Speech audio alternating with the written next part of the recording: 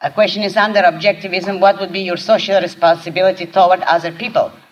Only one: rationality and hands-off. If you want the briefest formulation.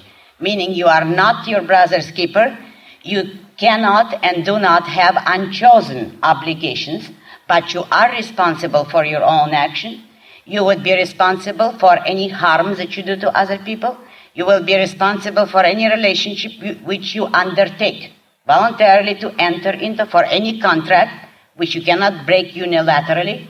You would have to stand by your word, and you would have to bear the responsibility for any action which you initiate. You will have no right to pass on the burden of your mistakes or failures or you changing your mind onto others who may suffer from it.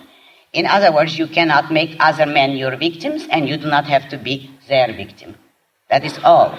Now, any help that you may want to give others would be strictly your private privilege, but not your moral and certainly not your legal and political duty.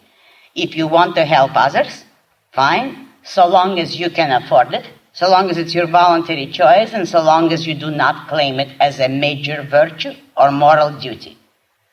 And properly speaking, it is good to help others only when you help them on the ground of the value you see in them. If you see a talented man struggling and you want to help him financially, if you can afford it and it's not a sacrifice, that would be a good gesture under my morality.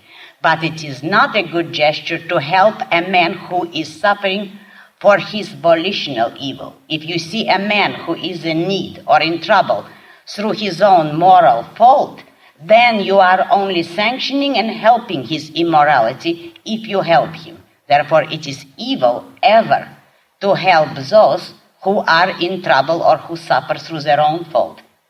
In such cases, it is evil to help them. That, in brief, would be the social relationships.